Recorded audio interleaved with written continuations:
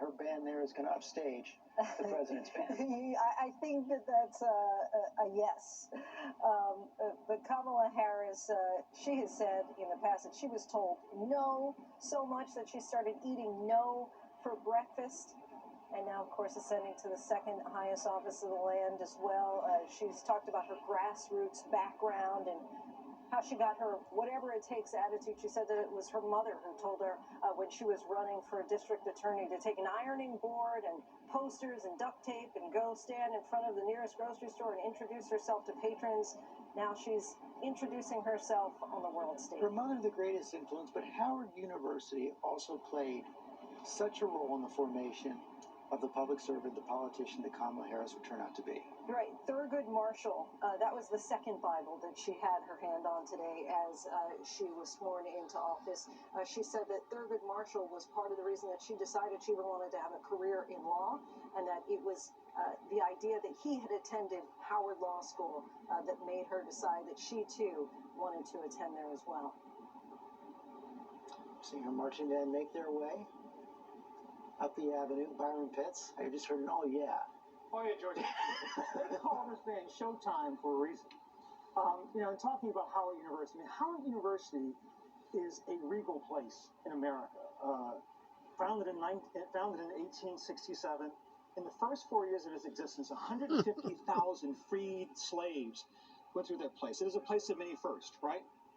The first black Supreme Court justice, the first black Rhodes Scholar, the first Nobel Peace Prize winner of African descent, the first black U.S. Senator, the first black governor, the first black U.S. Supreme Court Justice, and now the first black Vice President of the United States. Really? George, they are celebrating on 6th Street in D.C., where Howard University is located, and I think people who went through that institution are proud today. George, their motto is truth and justice. Terry Moran? That every American owes Howard University a debt because the segregation, the road to desegregation in this country goes through Howard University Law School. Thurgood Marshall came up with the strategy there. The community came to the moot courts that they held. They criticized constructively the strategy, and it was a community effort based in Howard University under the leadership of the great law dean Charles Hamilton Houston and Thurgood Marshall, and we would not have desegregation the way we have were it not for Howard University. And now, the Vice President of the United States, proud graduate of Howard University, there with her family, getting prepared for her walk up the avenue. Lindsay Davis, Kamala Harris' sister, Maya, one of her closest advisors. Yes, in fact, she ran her campaign early on. At this point, you was not going to see her there with her niece and her niece's two children as they are making this walk up to the White House. It's been suggested that in part Kamala Harris chose to wear purple in tribute to Shirley Chisholm. That was her color. Of course, Shirley Chisholm attempted to make that run for president, first black woman on a major party ticket running for president back in 1972, I believe it was. Yeah. And she is making that purple representation as well of Shirley Chisholm. Cecilia Vega, you cover Kamala Harris, the Vice President in California. In my past life as a newspaper reporter at the San Francisco City Hall when she was the district attorney there, and I'm thinking back to a conversation that I had with a source who worked very closely with her for years, who described, and this was I'm going to hesitate, be a little bit hesitant because I hate this word about women, and this was another woman telling me this, that they described Kamala Harris as ambitious, and that wasn't meant in the sense of she shouldn't be ambitious. It was meant in the sense that Kamala Harris, from DA to AG to Senate to this, knew that there was a path that she was on, that she was destined for a lot. And in the her post in San Francisco was a controversial one. There were decisions that had the Democrats angry with her because at one point she refused to charge a convicted killer, a cop killer, with the death penalty, and it didn't go over well. But she stood her ground because that was her principle. And here we are today, George. I'm still struck by the Howard University marching band and HBCU, historically black college and university. Can you hear what they're saying? I think she's close to Mary, George. Mary, can you hear what she's saying down there?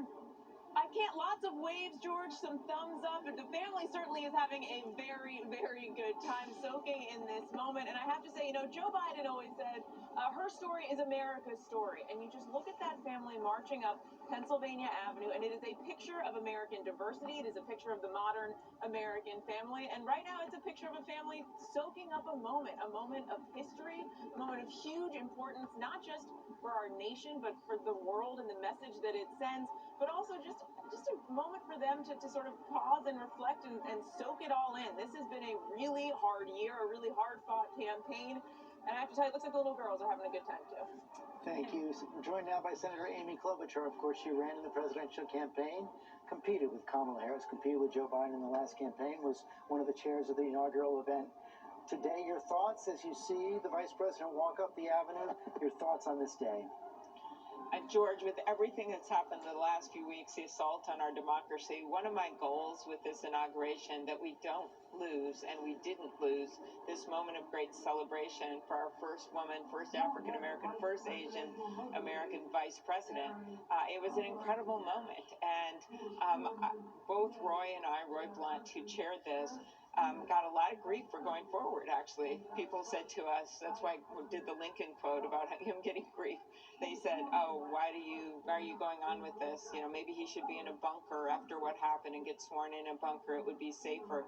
And we just thought that moment, which I know you appreciate that majesty of history, to have President Bush there, to have Vice President Pence there, to have the leadership on both sides sitting behind Kamala Harris and Joe Biden was so important for this country right now to heal and move forward. After watching the moment, it's hard to imagine deciding anything else. Yeah. That's right. We didn't think it was going to snow and then turn into sun. I will tell you that. I got to talk to Lady Gaga, so maybe that made it all worth it. But it was just this. I thought Joe's speech, the president's speech, I have to convert to that now, was the most beautiful thing because he really spent his time talking directly to Americans in a plain-spoken way and basically said, I'm ready to give you a chance. If you didn't vote for me, you give me a chance, and let's move on together. And it's hard for Republican members, even of Congress, not to hear that and know he means it. What a year you have had. A year ago, you were sitting in the Senate trial while running for president, went through the entire presidential campaign, you and the entire country went through COVID. Your husband contracted COVID. You came out of this election that the Democrats won, that Joe Biden won, and then faced that assault in the Capitol. You were there in the chamber 2 weeks ago. Have you been able to wrap your mind around the events of the last year? That is an amazing question because I thought about that a lot actually when Garth Brooks was singing Amazing Grace. I just looked up at the blue sky and I thought, yeah, I made it through, but America made it through. And that's why at the very end, when I introduced the president, I said, we've been waiting for this for a long time. And I meant that for him and his family. He would have liked this job for many, many years. But I mostly meant it for our country, that we have made it through, as our democracy has done, for 244 years, through some really rough times, and now it's time to come out in the light in the other day. And I couldn't help but think of the stormy clouds over Donald Trump's inauguration, where I was seated with my friend who I miss so much, John McCain, as well as Bernie on the other side. And then here we were 4 years later. And I think that's how a lot of Americans felt. And you believe we can heal? I believe it. I'm not a Pollyanna about this. I know the anger. I certainly felt it myself as my staff was crouched in a closet with nothing but a fork to protect them because we were running the debate on the Democratic side. I know it. But at the same time, there are people of goodwill on both parties that want to move forward and get things done. And if they listen to their constituents, they'll tell you that's all they want right now. They are sick and tired of watching the discontent, seeing people who are so angry, and they really just want to get the vaccine.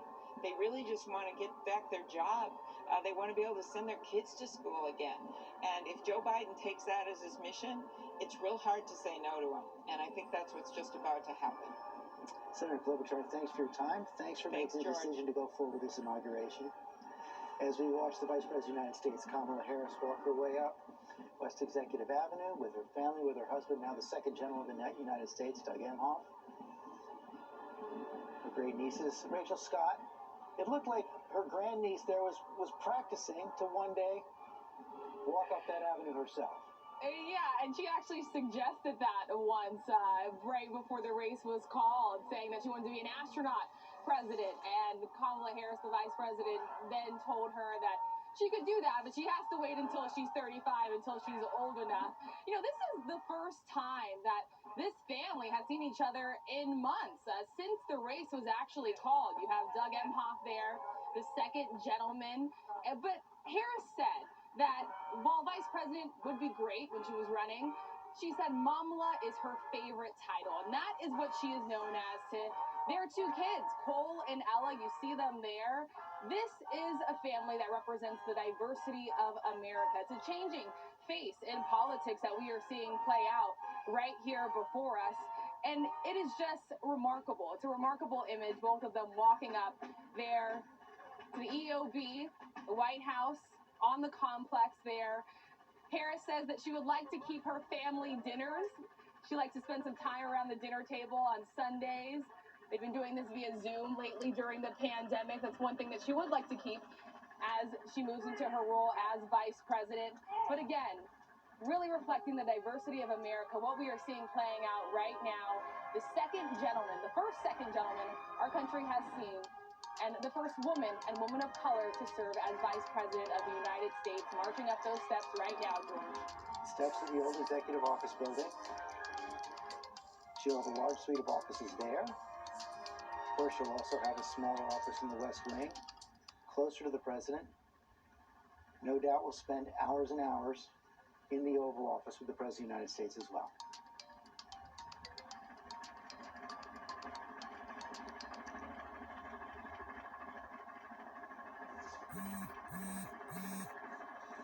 Little nod of the head as it all soaks in. As she gets to work as well. We'll be right back.